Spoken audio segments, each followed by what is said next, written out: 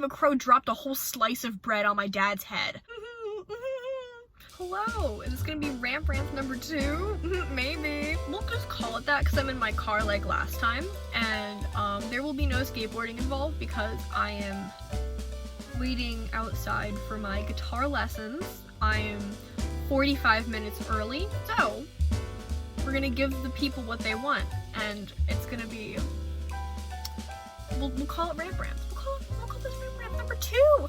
Number 2, we have so many number 1s on our channel, we need more number 2s. Go watch all our other videos, please. We need people to view them, please. That would be fantastic, thank you.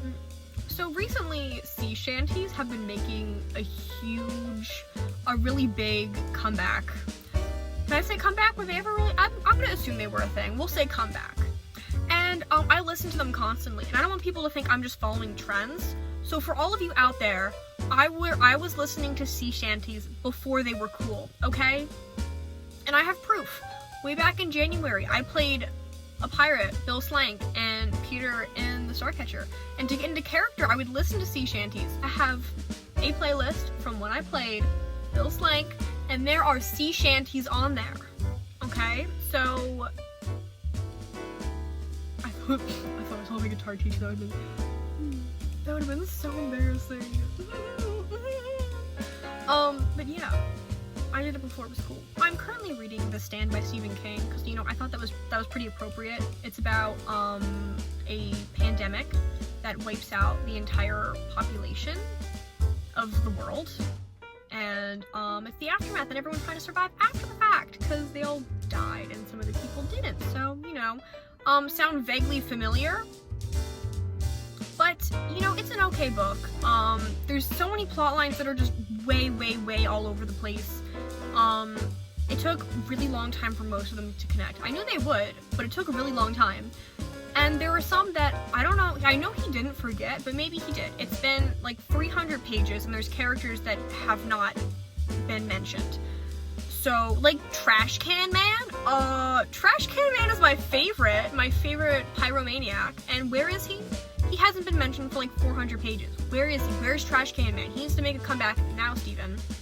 That being said, I still have like 200 more pages. Way more than 200. I don't know. I still have a bit left to go, so, you know, hopefully he'll come back. Also, just in general with Stephen King, why do people pee so much? I don't know if this man has some kind of weird fetish or kink, but, why is everyone peeing their pants? If I had a nickel for every time a character peed their pants in a Stephen King book, I'd be a very wealthy individual. Why?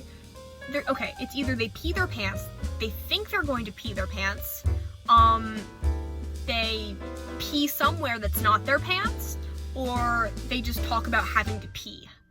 And frankly, I'm not a huge fan of that. It kind of grosses me out a little bit. I don't know, I feel like most people don't like pee. I am one of those people that does not. So, we're sitting here. What else can I rant about? Oh, okay. So, I recently rewatched Annie Hall. It's a Woody Allen film. Don't like him, but you know, that's fine. The movie's really good. Separate the art from the artist. That's what I try to do. I rewatched it with a group of my friends, and the thing is, it's such a good movie, but it makes you feel so insanely uncomfortable for good reasons. Because the characters are really gross. You have, Annie, and then you have Alvy. Is his name Alvy? I think it's Alvy. And, he's a terrible individual. Their relationship is so insanely toxic. And the thing is, I don't know if the film is supposed to, I mean, you obviously hate Alvy in the film, but I don't know if when Woody Allen wrote it, if he wanted us to really strongly hate Alvy, or if he wanted us to sympathize with him. I mean, he plays Alvy, so I don't know if he was, like, basing it off of himself or something, but there is no room for any of what he did. He's a terrible person, and that is, I don't know, just watching it, I don't know if what went through his head when he wrote it, because if he recognized that was very bad and he wrote it to make us not like him and realize that don't do this in a relationship, that's good. That's very good. Pro tip. If you're dating someone and they say that they can relate to specific characters, get out. That's a major red flag. I feel like there are some that we all know, like Scott Pilgrim. Definitely Scott Pilgrim. And Alvy. Oh, Joker. People only say they relate to Joker. Please get help. That is not okay. But yes, another major one is if you're talking to someone and they say, man, I just really relate to Alvy from Annie Hall. Leave. Run away. Get out as soon as possible. That's not normal. That's not okay. Now, on the other hand, I'm someone who personally relates to Annie from Annie Hall. I don't know if that's just sad. I mean, come on, this girl wears cool pants and ties and fun hats and vests, and she lives in a cluttered apartment with tons of books, and goes to obscure films, and is insanely anxious about everything. Did I just call myself out? Yes, I did. But that's fine. That's okay. So I've been going antiquing a lot recently because I need something to do, and I am tired of being at home because my school is on the third quarter. We're gonna go back. Very not happy about that. Yes, I've been antiquing a lot recently, and I've seen some really cool things and some weird things. One of these really cool things being I recently got a picture.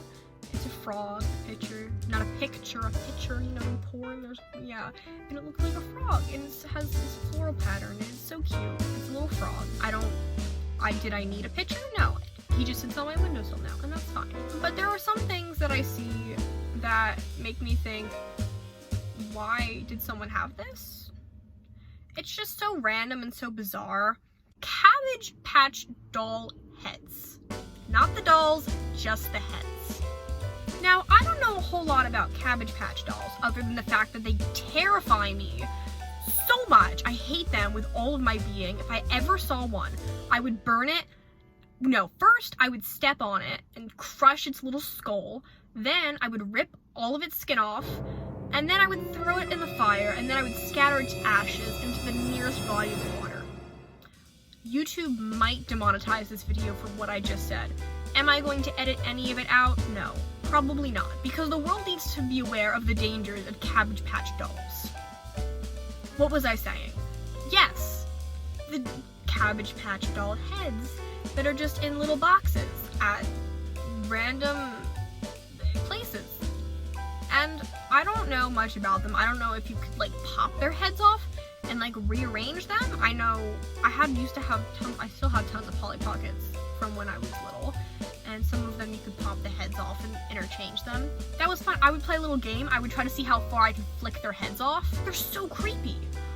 I remember seeing a video of, I guess there's like a Cabbage Patch doll museum figures, and there's a thing, and they like have the dolls being birthed, and they like come out of a tree. What?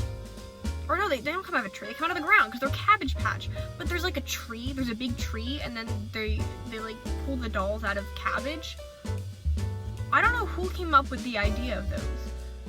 But I would like to find them and have a nice long talk with them. I've never been a fan of dolls in general. They really creep me out, especially ventriloquist dolls.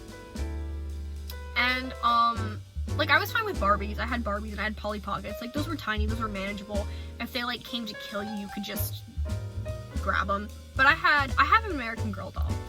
And, you know, I was never really a huge fan of her. It was Rebecca. I liked reading the books. I loved reading the books. I especially liked Rebecca because she was like, oh, she's gonna be an actress. I want to be an actress. Not so much anymore, but when I was little, I really wanted to be an actress. And so I had her. And, you know, I kind of played with her a little bit. I took her clothes on and off. And then she just sat on top of my trunk. And she started to creep me out. And I don't know how, but I, like, convinced myself that she was mad at me because I didn't play with her enough and that she was going to kill me. So some days I would just play with her just because I didn't want her to be mad at me.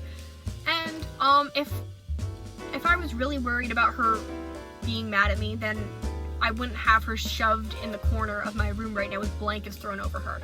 That's not for me, that's for my dog, who's scared of her as well. I think that's a telltale sign. Every time my dog comes into my room, if the doll is visible, she'll bark at her. Does that mean there's something up there? I don't know. She also barks at my piggy bank shaped like a sheep. So that being said, I don't know if she's a really good gauge of possessed things. There's a whole bunch of crows that live in my yard. Specifically, there's like really big pine trees in my yard and crows live in them. And I love that. I love seeing the crows, but they like dropping odd things in our yard.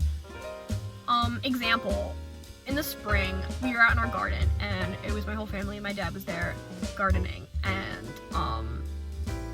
he as he's bent over, a piece of bread falls out of the sky and hits him in the back of the head. And he thought like one of us threw something at him, and he stands up and he's holding up, it's a whole slice of bread. A whole slice of bread that a crow dropped on him as it was flying over him. That was pretty great. I can't believe a crow dropped a whole slice of bread on my dad's head. So, you know, we've been finding other things. Correction, my dog has been finding other things, like chicken bones. You know, dog finds a chicken drumstick once. That's fine. Probably got out of someone's garbage. When they're finding individual bones of chicken, sometimes with the meat, sometimes not, several times a week, that's a little alarming. Specifically from the same flower bed, she keeps finding them. And then, the other night, she found a whole chicken foot. A whole chicken foot. A whole severed chicken foot. Or the crows have to be dropping them. That's the only logical explanation for this. Where did she get a whole chicken foot? Where? I don't understand. And then my dad, of course, had to bring it into the house and show everyone, look, there was like blood on it, and it looked like something had been gnawing on it. It was fresh. It was very fresh. Moral of the story, be careful because your dog might find chicken bones or chicken feet. Or maybe a crow will be nice and drop a slice of bread on your head. That has to mean something. There's gotta be some kind of symbolic something of a crow dropping something on you. I'll have to Google it. I'll figure it. I'll Google it. I hope you enjoyed me getting angry about Cabbage Patch dolls. And go watch all our other videos. Subscribe to us. Like this video. Like our other videos. I think we're pretty funny. Alex talks about stuff. He's making us all in The Sims. Gabrielle knitted. And then our other member, Angeline, she's going to be posting a video very soon. And so go check all those out. Be a pal and go check out our videos. We're not asking a lot. That is all. Have a great day. Have a good day. And look out for Cabbage Patch dolls.